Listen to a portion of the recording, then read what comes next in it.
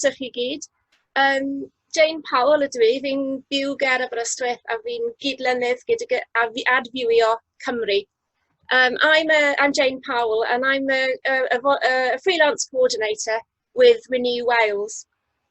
I'm also active in community food groups myself. I'm a coordinator of our local community garden.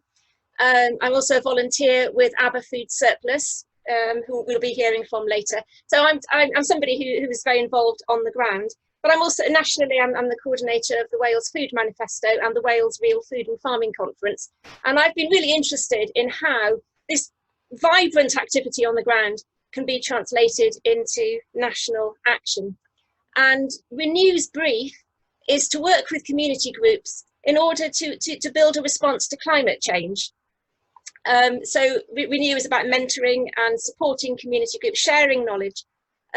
But my particular take on that is to do with food, partly because of the actual impacts of the food choices that we make have an impact on the climate. But perhaps more than that, I believe that food is a natural social connector, and it gets us thinking in a collective way, which is the sort of thinking that we're going to need if we're going to make big changes, which climate change is forcing on us. And obviously we've had a foretaste of that with the COVID response. We've suddenly had to adapt to a big change in our circumstances, and it's been so inspiring to see the way that food projects in particular, not just food projects, but food projects have really stepped up to this challenge. It's become clear that there are people without enough to eat or can't get to the shops. People are naturally moving in and seeing what they can do to sort that. So this time, no, when was it? Back in the olden days, when we used to have events that we actually travelled to, Renew ran an event called Food from the Ground Up, which was to look at how community food groups can look at the potential of community food projects. And it was really clear from that event how a community food project can pull people together, and they can join up areas of policy, which is really hard to do at national government level. You see it in the national government, farming and the food division are really almost talking different languages sometimes. But at local level, those things get joined up, and not just food and farming, but also social care, social inclusion, food poverty, culture, language, all those things, they really happen at a local level. And so that's the level at which I think perhaps is like the cutting edge of change. So, and we've seen the huge response from food projects to the COVID emergency. We've seen an escalation in home growing. We've seen community organising to distribute emergency food boxes or to support people who can't get out to the shops. We've seen a real concern and also a realisation that food is the essential. Food is what connects us all. It's what we absolutely need to live. And so there's been a sort of resurgence of community values and of a sort of like turning away from the materialism, that the consumerism, which is so much a part of our modern life, and a sort of realization that yes, things actually could be so different. So what do we do about this? How do we tap into that sort of upsurging of energy and make a difference? So working with local authorities is one way that we can do that, because that's where government appears to us in our everyday world locally. And there have been many linkages with appearing with local governments. They're distributing emergency food boxes. They've been involved in distributing, they've been part of the movement to distribute homegrown food kits, for instance, in Cardiff, where people have been given seeds and compost to grow their own. And of course, local authorities have lots of other roles in food, like school food, school meals, provision, free school meals, emergency food boxes. Some of them own land. They're involved in planning decisions in the countryside. So there's all these ways in which local authorities can really shape the food system. But how do we connect them up with community food groups? Well, fortunately in Wales, we're very lucky. We have the Wellbeing of Future Generations Act, which, and I've just been reading Jane's book, which I'll just wave at you. And I also spoke to we're very lucky to have Jane with us this morning as well, by the way. And I spoke to the Future Generations office last week, in preparation for this event. And I'd always been sort of wondering, well, this is a fantastic act, it's a great story, but how is it actually supposed to happen? And I came away sort of really quite inspired by the meeting, because they were sort of saying, well, look, we don't actually know how it's the fine detail of how it's going to happen. We're all going to have to work that out together. So I see the Wellbeing of Future Generations Act as a sort of story that we can find ourselves in. It's a story of how we all pull together and citizens and governments engage with each other and we drive change. And food, of course, is an obvious way to do that. It's a very accessible way. So it's a story that we can all be part of. And it's up to us. You know, we are learning as we go how to join up citizen action with government, how to get our voices heard. And so the purpose of today really is to find that out, because it's really hard to find out, to know really, to have that bigger picture. So we're going to hear from 4 people who've got their own different parts in that story. We're going to find out what they're doing. Then we're going to get in our breakout groups and we're going to find out what everybody else is doing. We're going to try to build up a picture and see if we can pull some themes out of that. What's the learning? What are the sticking points? What are the common barriers that many of us are facing? But also what are the opportunities? What's the potential here? And what are the possibilities? And how might we take this forward? So I'm so pleased to see that this event was oversubscribed. We have so many people here, and most of you from community growing backgrounds really involved in this area of work. So really looking forward to hearing from you later on. Okay, I'm going to hand over now to our first speaker, to Witch Hazel Wildwood from the Swansea Community Growing Network. And yeah, there we are. Thank you, Matt.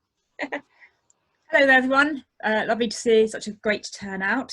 So I'm going to do a quick presentation starting with a bit of background to the organisation that I work for in Swansea, Swansea Community Growing Network, and then talk a little bit about possibilities for local food plans, which is more about questions that we have rather than answers, because I don't have the answers yet. We don't have a local food plan in Swansea, but I've been considering the issue with my group and in the community for a while now. So I'm going to discuss some of those potential questions.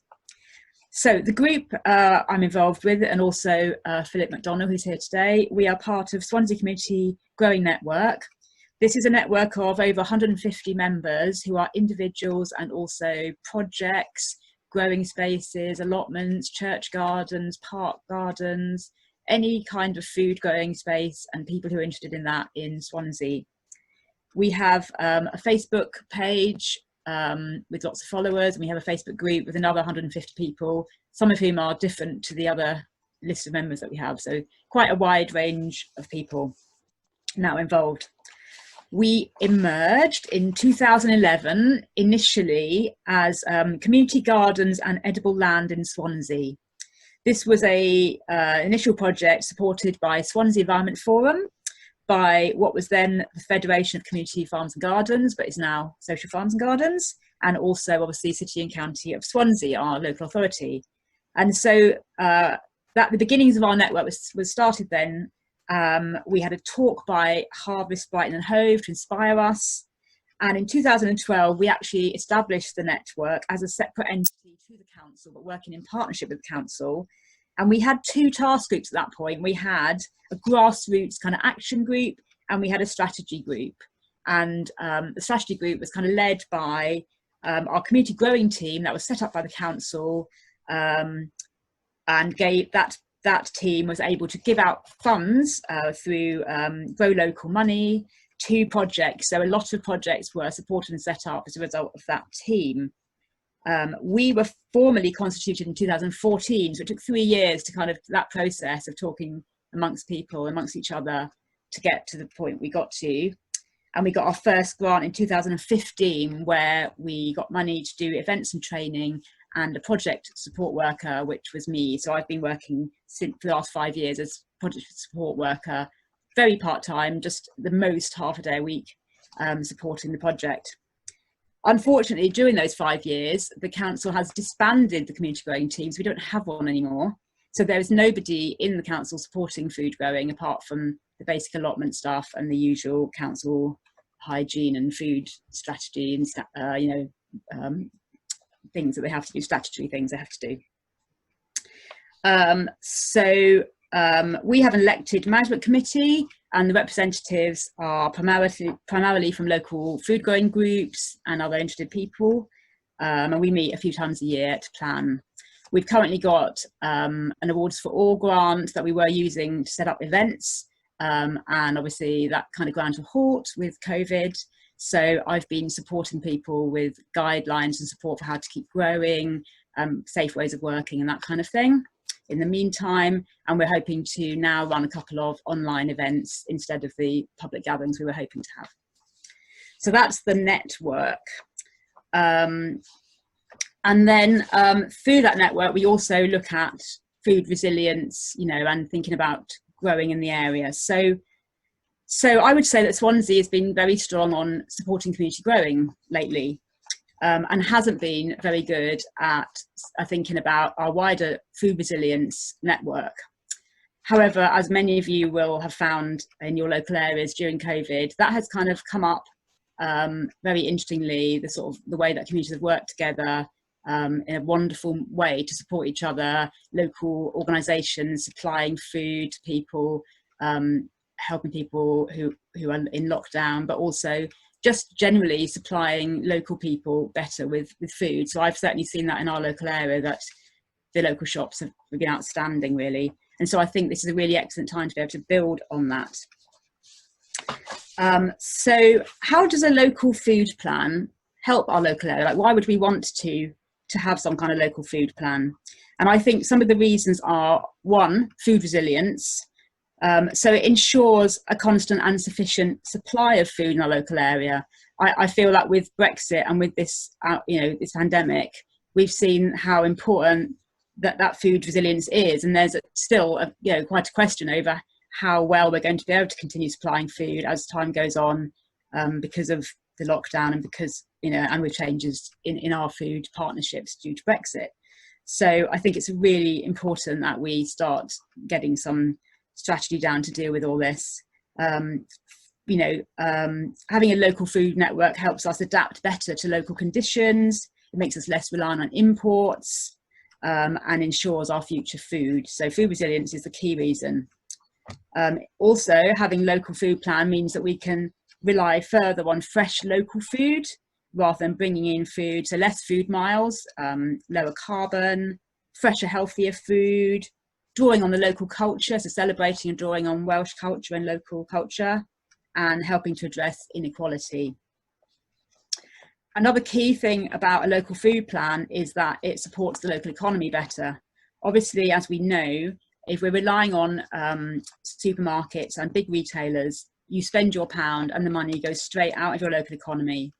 Most of that pound goes out of the economy and even out of the country.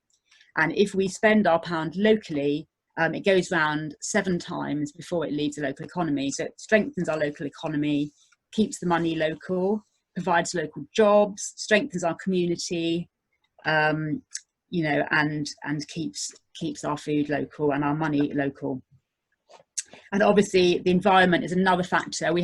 If we're to have a strong local food supply, we have more control locally over how our food is grown, thinking about how climate change will affect the supply, taking care of our environment and wildlife, ensuring that there are sustainable growing methods, and increasing biodiversity. And obviously, like a key example might be this fear at the moment about bleached chicken coming from America, and how difficult it is to control that kind of thing. How it might feel that we can't control that.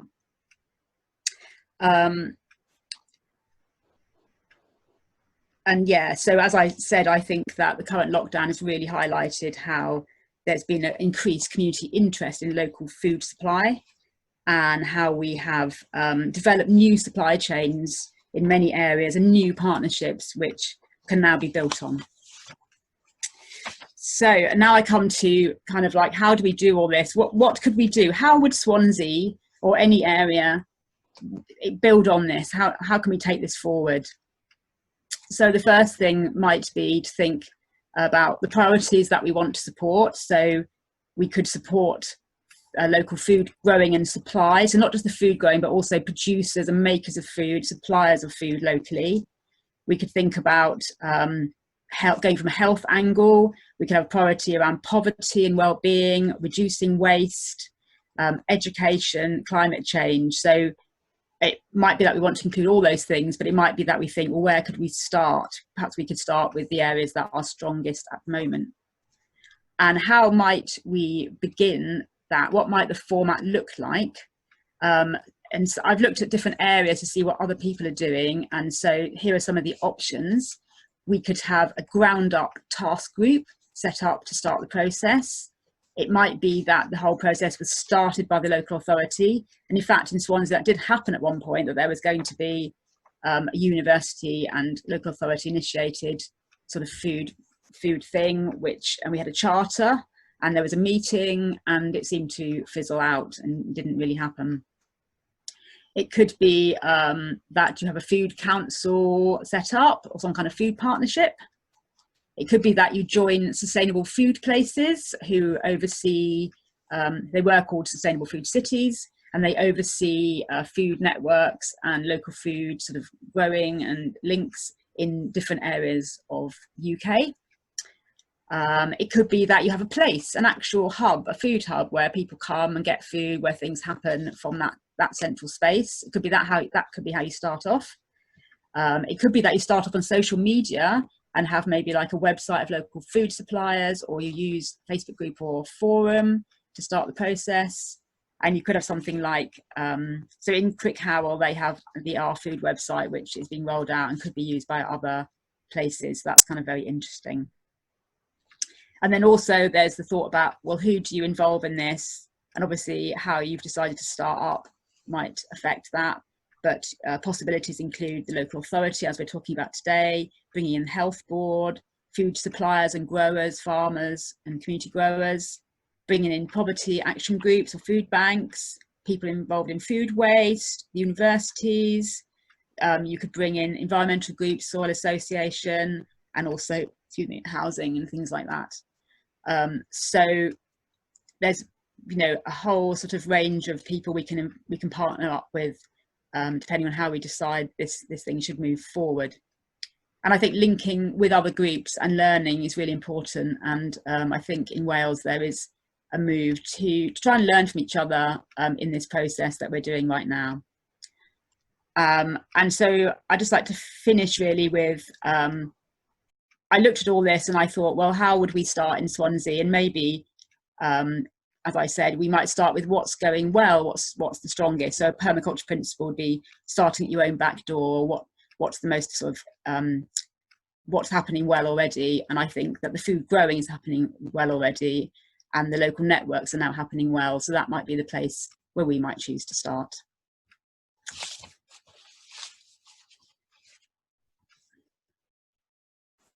Sorry, I'm muting myself. Thank you very much, Witch Hazel.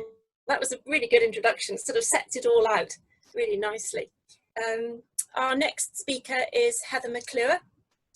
Heather is a director of Aberfood Surplus in Aberystwyth, and she and I work together quite a lot.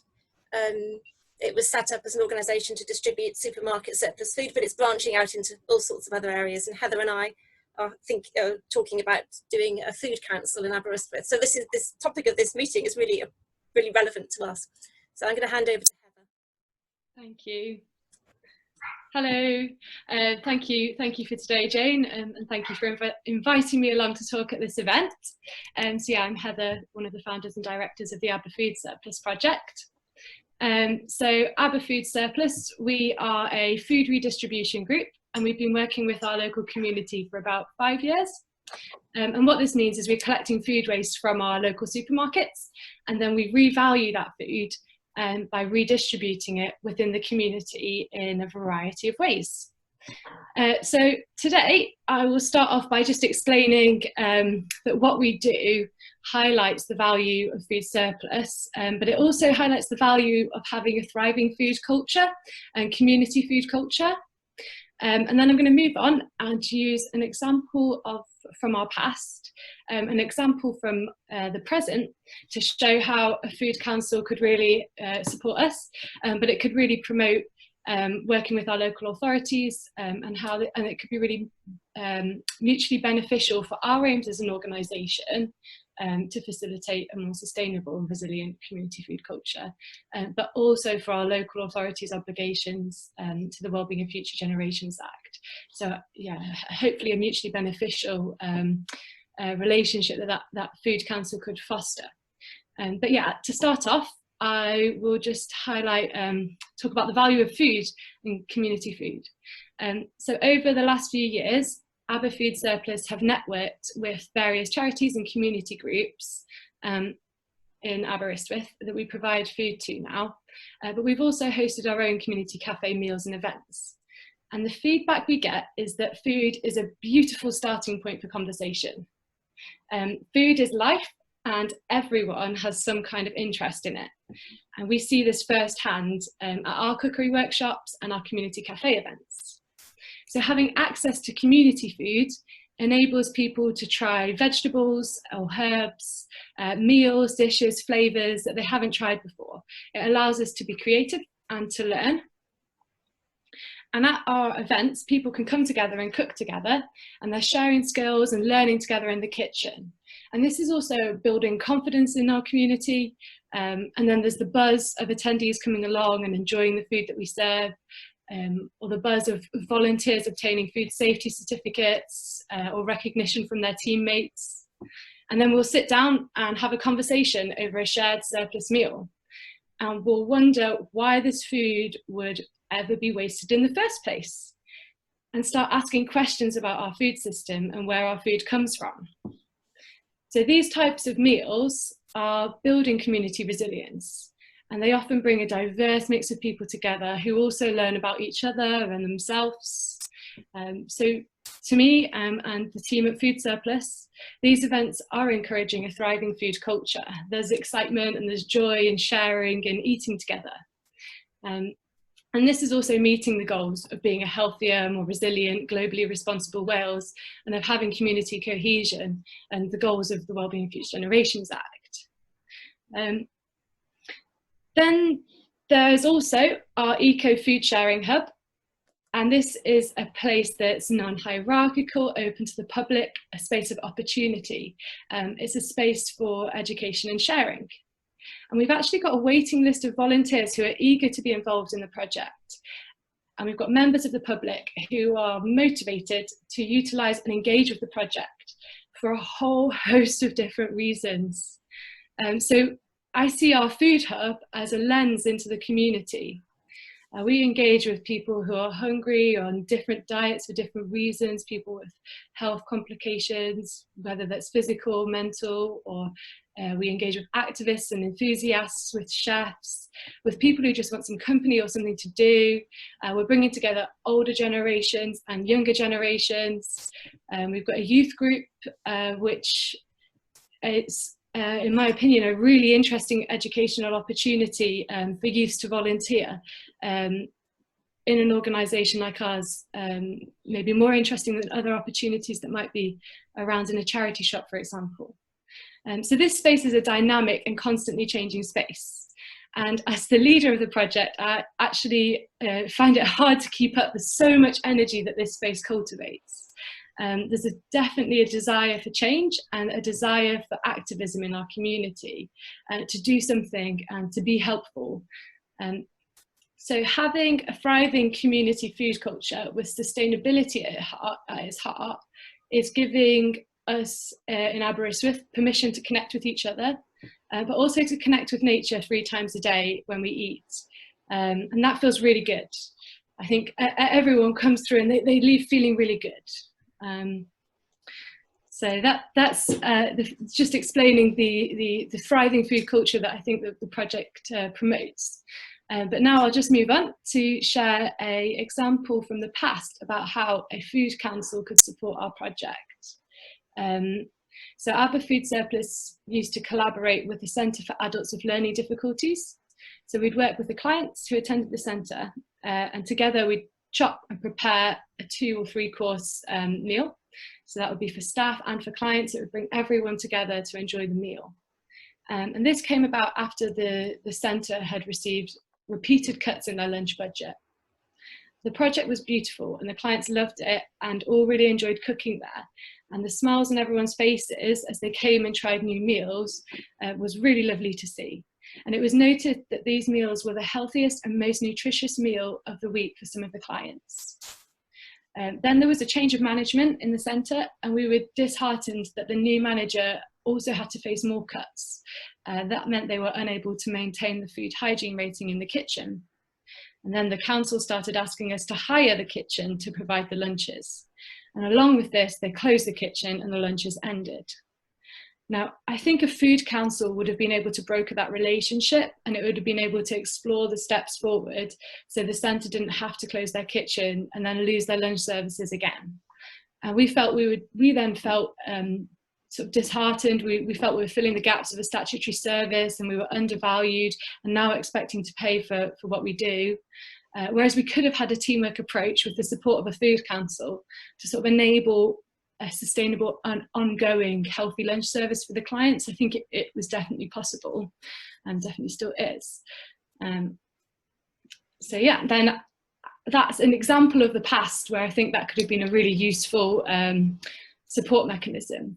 But now I'll just move on to a more positive example, an example of the present. A recent example of how a food council could support our community's food culture and also the local authorities' action planning. So when the lockdown was implemented, we had projects from within the Ceredigion County Council worried about food security, the food security of their clients. And we had food banks worrying about the surge in demand for food.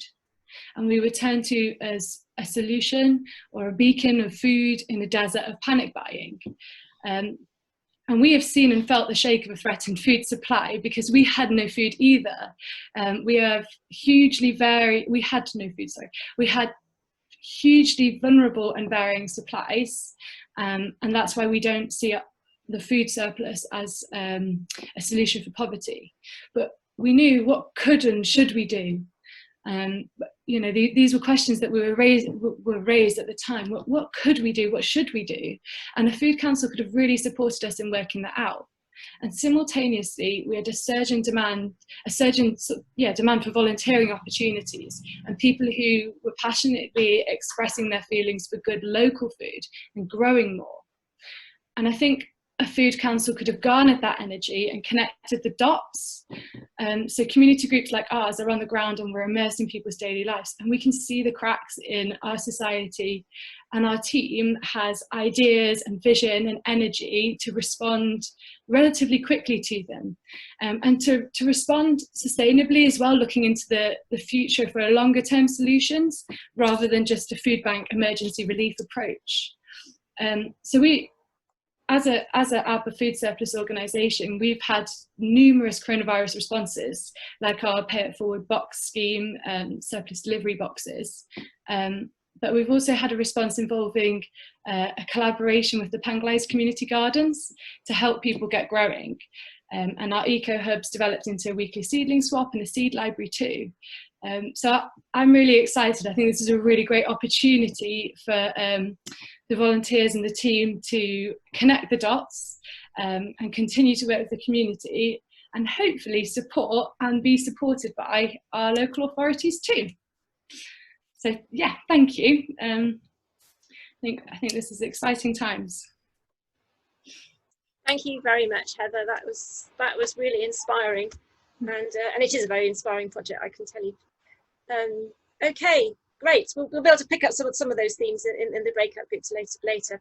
So our third speaker is Pearl Costello, who is the food officer, or the officer, I believe, at Food Cardiff. She's a full-time worker for Food Cardiff, which has had a food partnership with the local council for many years now.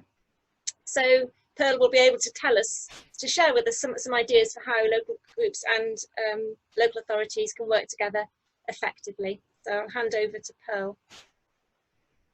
Thank you, Jane, and thanks to Witch Hazel and Heather. Really inspiring talks to start us off. I've scribbled loads of notes over the notes that I was about to read from, so bear with me. It was really inspiring to hear. I particularly also love the title of today's event, the idea of food from the ground up and building those relationships from the grassroots, and using local authorities and other services in order to work together and collaborate. So I'll talk a little bit about the work we've been doing to create our Good Food movement in Cardiff, with some hopefully some top tips and insights that I've found from working with the local authority. And then I'll talk a little bit about the Sustainable Food Places Network that's been mentioned a couple of times, and how this might be able to be used as a resource to help other areas in Wales develop food partnerships in future.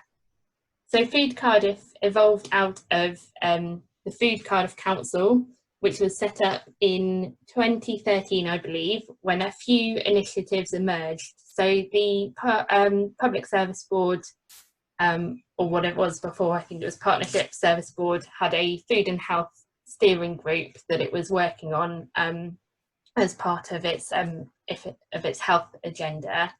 And then in parallel to this, there was a group, an informal cross-sector group of interested people in creating a local food system. And these two groups merged to create the Food Cardiff Council. And then we were selected as one of the first test cities in around 2013-14 to be part of the Sustainable Food Cities Network, which is now Places. So we had a relationship already with the local authority, and they continue to co-host my role as the Sustainable Food City Coordinator.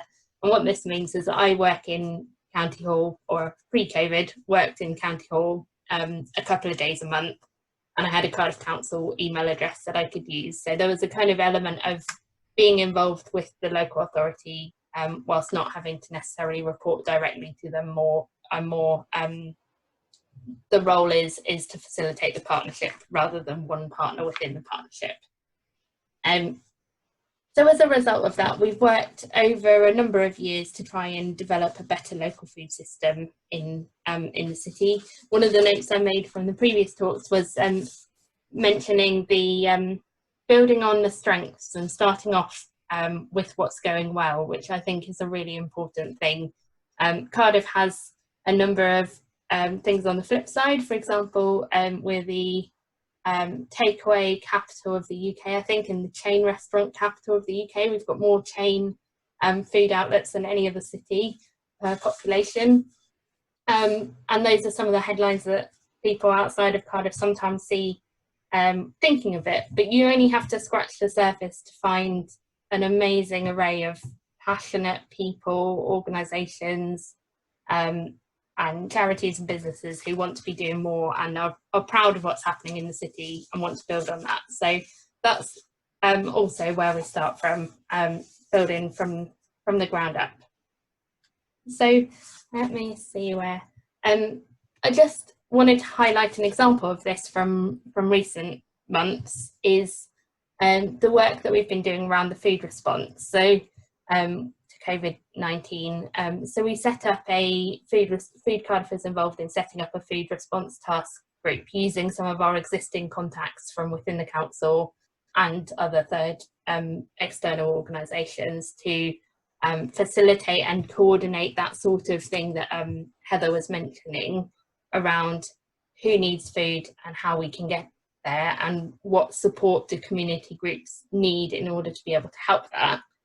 And then in parallel to this, there was this, I know some people on the line from Edible Cardiff, part of the emerging as Edible Cardiff network of food growers, wanting to encourage and help people to grow more food during this time. So we were able to link up those two different elements, the projects around growing food and the project around getting food to people. So we're collectively managing to get over 14,000 plants or seed growing kits out to over 3,000 households in the city. And that's really been able to achieve that kind of scale through partners working together and being having the knowledge of where to go to and who to work with to make that happen. So that was just one small example.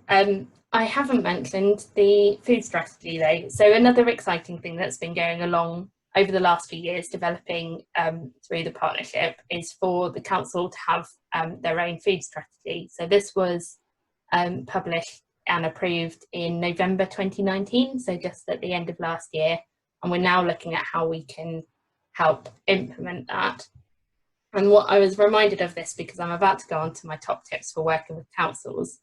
And one of the things that was quite interesting about it is it's quite clear what they wanted to do was look at all the areas in which the council have actual control over when it comes to the food system.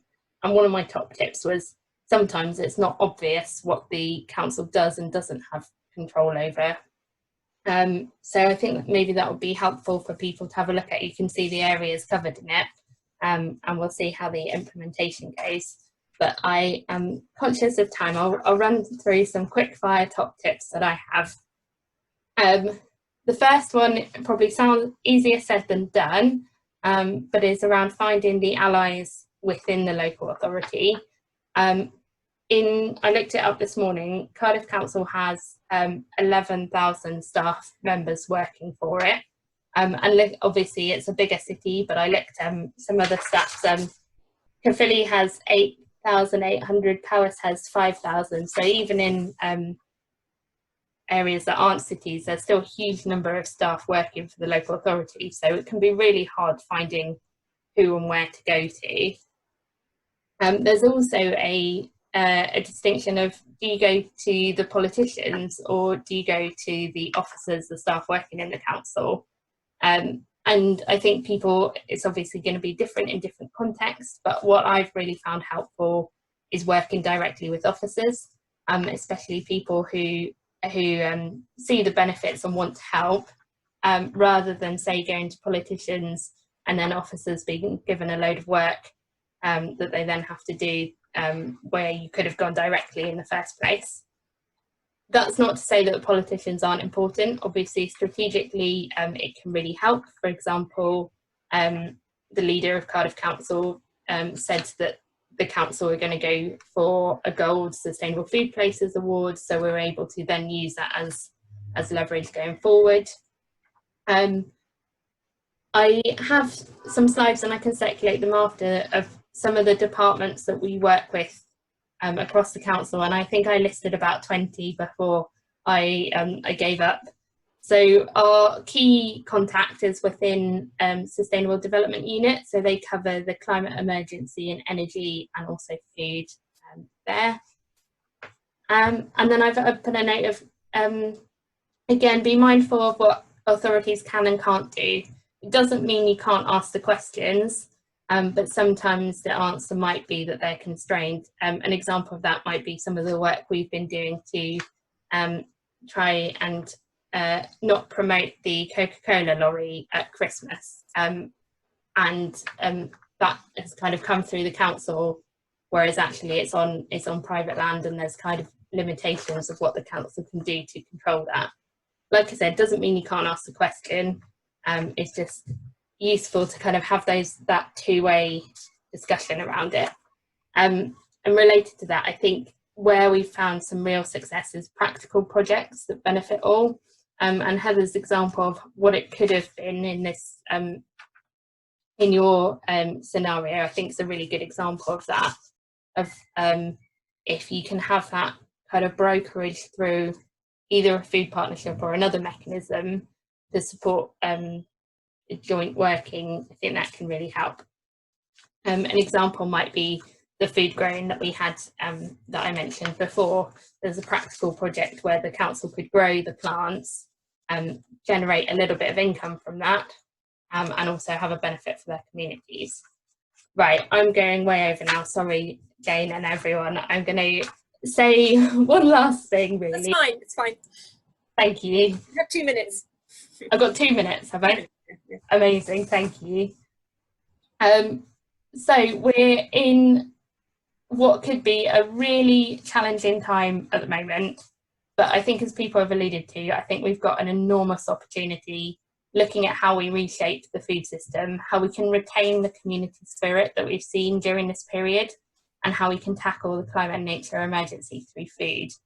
And I think this is really timely to link with building a Welsh Sustainable Food Places network, which is tailored and supportive to our context and to the different contexts, that's not the right word, around Wales, for example, whether that's coastal communities, more rural areas, taking into account Welsh language and all the other various things that make us unique. So just a bit of context on it. The programme's been running since 2013 and it now supports over 60 cities, towns, boroughs and communities. The aim to create a better local food system through collaboration between policymakers, businesses and civic society at a local level. And they do that through a few different ways, which I've lost. There's a framework of actions.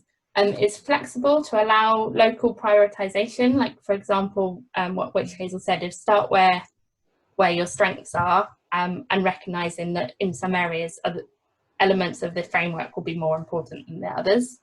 There's resources and support, and then excitingly for Wales there'll be some funding to help build capacity in local areas, for example through coordinators and funding to help with campaigns. I'm really keen that it recognises that one size doesn't fit all and that it's about building local capacity based on the strengths and assets rather than just a tick box exercise, because that's not going to help anything. So we're working with Food Sense Wales as a devolved nation partner to help develop in collaboration with places across Wales this adapted model that will fit in with the wider UK programme, but is suitable and adapted for Wales. So the first step of this will be looking to identify and work with some prospective food partnerships in different geographies in Wales, supporting them through some resource, but also having that two-way dialogue to help evolve the programme. So it's only just started this year, and obviously COVID has put some different challenges on, but I think it's really exciting, and I'm really looking forward to talking to more places across Wales on this. Thank you. Right, thanks ever so much, Pearl. Some really helpful summing up there of some of the points that have come up, and looking ahead to some opportunities with the Sustainable Food Places project. So we wait to hear about that.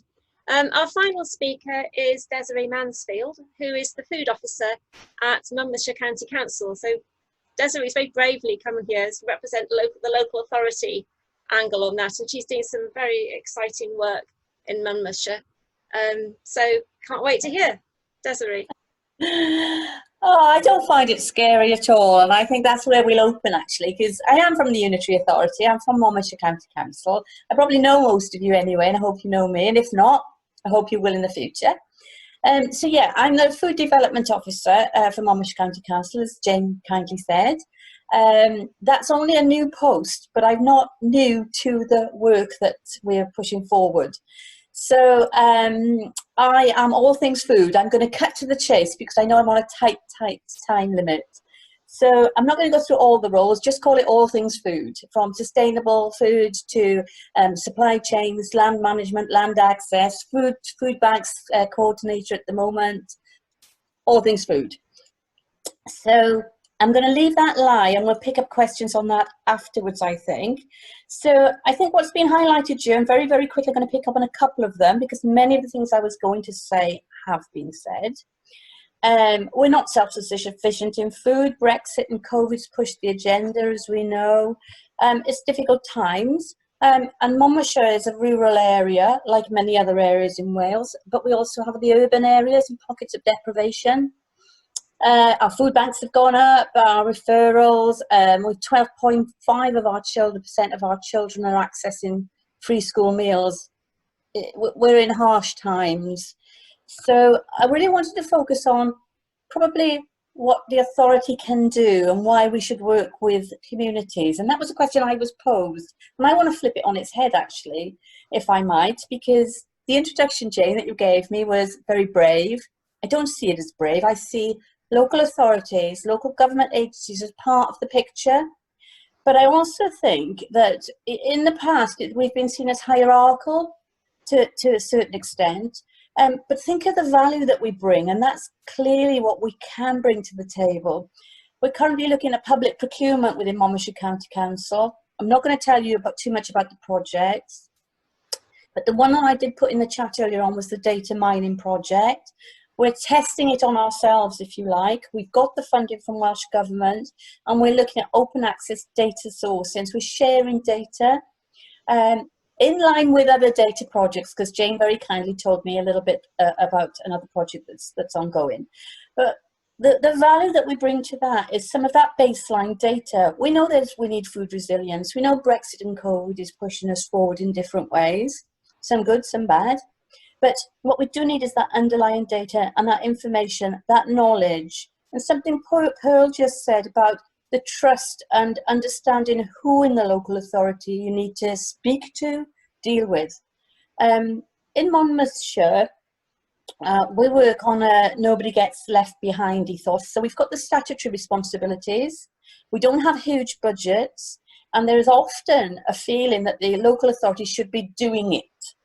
And I would beg to differ, because I see this, as I said, as a joint effort. The food policy development that we're currently putting in place in Monmouthshire is making sure that we actually are coming from a grassroots perspective. We're looking at growing projects. We're obviously looking at food hub development. And all of the things that are picked up there have little points of strengths and weaknesses. We've recently started a second, and I call it second because the very successful food group that we had in Abergavenny is now morphed into a Monmouthshire food group. We call it a food partnership, call it what you like, forum. And we're currently looking at some of the local projects that we can start as quick wins, if you want to call them that. But we're also looking at the strategic position. And again, that's where having access to local authority staff, liaison, purpose, all of that, I sort of bring with mine because I'm the first port of call. It's not the same in other unitary authorities. Pearl's highlighted some of the difficulties. But again, I think what we bring to that table is that knowledge, that expertise, and actually the value of the support we bring. So recognising what the communities do, recognising, as we do very, very well in Wales, our communities deal with things themselves, whether they be small projects or large projects, but having the value of being able to lift that, to take those smaller projects, to build the bigger picture, to work with others that have got empathy and structure. That is some of the values I think we bring as a unitary authority. So I'm just going to stop on that because I just wanted to get those little pieces in. I wanted to talk a little bit about the public plate, if I might. Think of the value that we have within the public plate. And this is why we're testing it on ourselves at the moment, because it's been really, really difficult to get acknowledgement of how much food, that social piece, the health and well-being, the value of all of that in all of our communities and the family table brings. And what we've got at the moment is, how do we actually engage in our supply chains? How do we make that economically viable for our local areas? And one of the key questions Jane posed for me earlier on is, why would authorities want to do this? Why do local authorities almost feel the need to work with community groups? And I hope I've touched on the value of all of that in it together. But for us, it's the increased resilience. We're all facing the same threats: the climate change, uncertainty over prices, food prices, supply and demand that Brexit and COVID bring. But by encouraging the local economy, by encouraging and working with community groups, and I want to say working with there because, as I said earlier, sometimes local authorities are seen to be the hierarchical top lead, obviously just below local government or government afterwards. And I would suggest that we're actually round the table, not at the top of the table. And by encouraging and enabling more people to get involved in horticulture, for example, where possible, that increases the economy and obviously the health and well-being of our own communities. And I say where possible because I want to just touch again on the data piece. What we've been finding with our data projects so far is quite often there's a misunderstanding about, well, we don't grow enough vegetables. Actually, in certain cases, it's not suitable for the land that we have in some of our rural areas. Yes, there's a possibility of diversification, but understanding all of that is really, really, really important, so that you're not raising expectations. You know, we're suddenly not going to get a glut of cucumbers if cucumbers don't grow in that particular soil, for example. And I'm just being facetious a little bit, but I'm sure you'll understand why. Encouraging markets and local markets. And I would contentiously put out a question. Why? Are they working well enough? Are they not working well enough? Do they need new markets? COVID has certainly shown how entrepreneurial our veg growers, our wholesalers are, our farm gate stuff. And I wonder if that's perhaps the better way to look at it. Putting that out there as a question, it's just an opinion. And I would ask the question is, let's question it. Let's see what's good. Let's not displace anything, but let's build on what we've got in the communities and will and the support that's out there at the moment. Certainly from a climate change perspective, Monmouthshire has declared a climate emergency. Food is hugely important within that. Access to land, obviously, and better growing systems. And we can't really leave this conversation, but I'm going to leave it at the minute, in agri-urban techniques, the basis of perhaps some of our growing habits. Do they need to change? So again, you know, they're huge, huge questions. But I want to just sort of reiterate that the unitary authorities are there to support, to help, and to work with communities. It's what we do. We know our communities do it best. We're not the hierarchical lead. Leaders sometimes come from within, sometimes they come from the front. But generally, you'll find that there are different options for different approaches. So it's horses for courses, as has been reiterated. And I'm certainly happy to answer any more questions on some of the projects we've got. We've got school projects going on. We're trying to ensure that we manage and influence the curriculum for our fourth year primary schools as they go into secondary. That's a fantastic project. We have our own incredible edible on our own site, which is fantastic, trying to push that forward at the moment. These are small projects, obviously, but they all make up the big picture. And I think I'm going to stop there because it's 11:54 and I think you'll find that 7 minutes exactly. So I'm going to stop and just open it for questions when we get and pull out on the facilitators workshops, I think. Would that be all right? And I hope I've covered everything at speed, I know. But I think my parting shot would be that all of the points that have been raised through Pearl and various other speakers, we have good examples of those. We've certainly got a lot to learn from some of the other speakers, particularly Pearl. I'd like to catch up with you. And yeah, let's open the debate. I think it's fantastic for all things food. Brilliant. Thanks ever so much, Desiree. And it comes across really clearly, obviously, you know, we're all working on this together, aren't we? And we all have our different roles. And it's, so there's very much a shared intention here. It's a matter of the nitty-gritty. Who exactly do you speak to about what and when? And that's what we're finding out. There's a huge amount of knowledge in this room. I've noticed a few people posting in the chat links to projects that you know about. I encourage you all to put things in the chat. We'll share it at the end. Also, we want to share all your emails out at the end, but we need your permission. So if you're willing to share your email, just put share email or share or something in the chat box, and we'll know who it's from, because that's how it works on chat when it comes up with it. So I mean, there's so much we could be talking about, so much knowledge here, and I know each of the speakers could have said so much more, and a whole world would open up from hearing any of you in detail. So it's been a shame to have to keep cutting you off, but we can follow this up. There's masses that we can follow up in future events or informally. We're now going to move into breakout groups, and this is where we get to find out, we get to find out more about what's going on around Wales. So you're all going to be moved into a breakout group. That went quicker than I realised. Yeah, so croeso on all. Welcome back, everybody. I hope you had valuable discussions. Certainly did in our group. We now have we've got 5 minutes. Oh, quick reminder, do keep posting in the chat if there's projects you'd like us to know about, comments on the event. and just to say that you'd like to share your email if you're up for doing that. We don't have very long, but I'd like to take a few comments from some of the facilitators. So if anyone's got you would like to start, sort of wave your hand. And okay, right in the middle of my screen is Jane Davidson. So you can unmute yourself. Really quick input, fantastic group, thank you very much. We were particularly interested in procurement. We see that as absolutely key. That links with work we're doing over in West Wales and Desirie's work in Monmouthshire. We're particularly interested in what Desiree can offer us in terms of the role she has in terms of engaging with local authorities. We'd like to look if we could work with a supermarket chain in terms of creating a guaranteed market for produce. We know there is some very good work in other parts of the world, for example, schools in Denmark, but the key thing is getting a local supply chain. And we wondered whether, therefore, that initiatives such as a community supported agriculture scheme in every community council and every local authority might be a way to start doing that. Thank you. Brilliant, thanks Jane. Who else? Wait, raise your hand. So, Heather.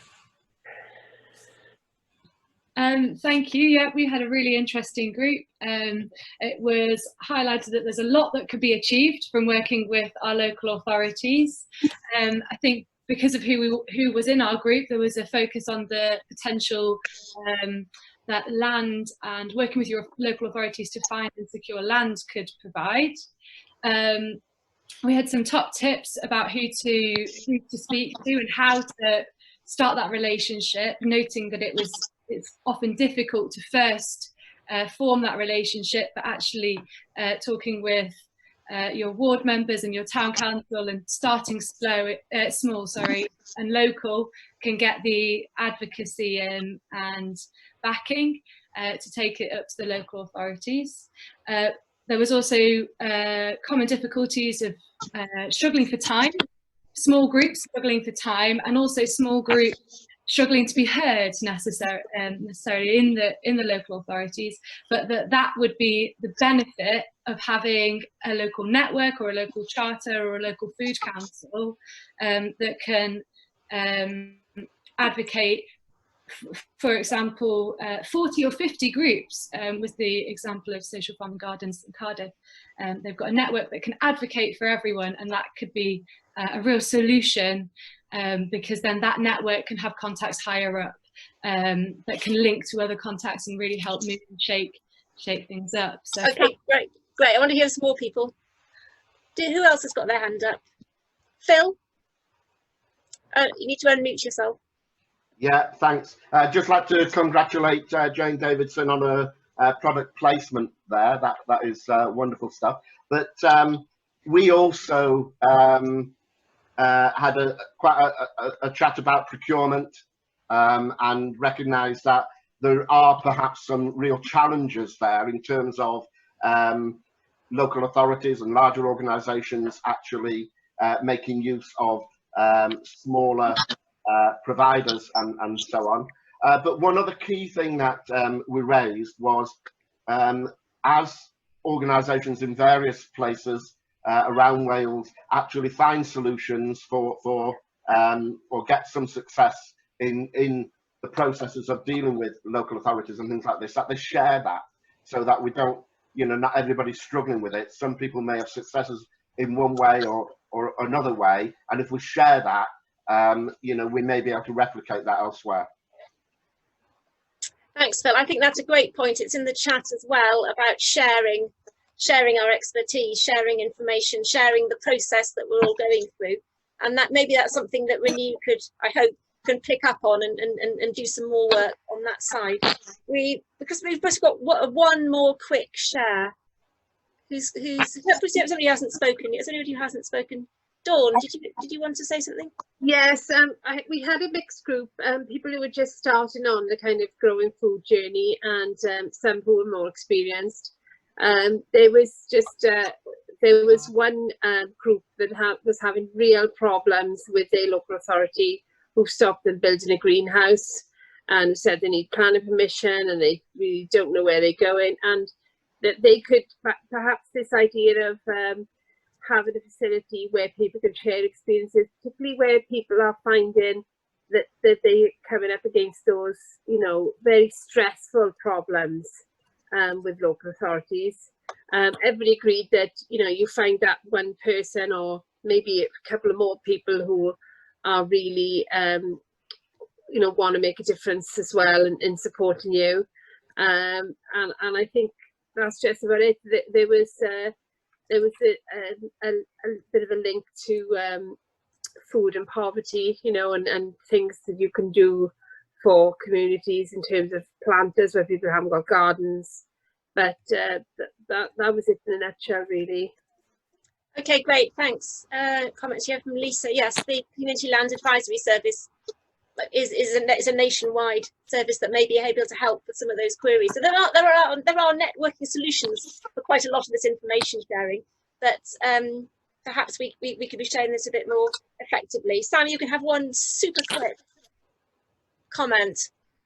Oh, hang on. Yep, certainly. And then I'll come to Matt and then we'll close. Yep, it was the quick thing was Ken noticed that David Davis was talking about community councils and how they can act a lot more dynamically and quicker and respond more to the community's needs and do some very interesting things.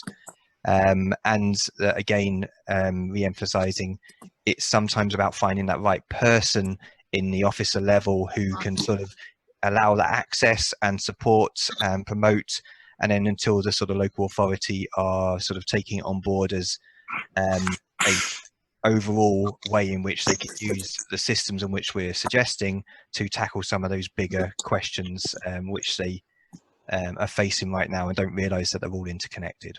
Great, thanks ever so much. Very important point, Sam. I'm going to come to Matt last and then we'll close. Yeah, hi everyone, Matt Swan from Renew Wales. Just to remind everyone that Renew Wales is able to support community groups and initiatives at no cost. You know, in terms of building action plans for becoming more sustainable or to help you take steps towards your what you are trying to achieve, linking you in with other people that can help. So yeah, do get in touch if you'd like to learn more. You can contact us at info@renewwales.org.uk or get in touch with your local coordinator if you know who they are. Yeah, a little plug. Thanks, Matt, and for your tech support, which is real help. Very well done. Okay, there will be a recording available, which will go up soon somewhere. And if you want to stay on the chat and keep chatting for a little bit longer, that's possible, just to make sure we have all your ideas and your links. Otherwise, thank you very much. Diolch I chi gyd and fawr iawn am gyfrannu heddi. It's been wonderful to hear from you all. There'll be follow-up, I'm sure, of various sorts. We welcome your comments, so please come back to Renew if you have anything that you'd like, anything that you think of afterwards. And safe journey home.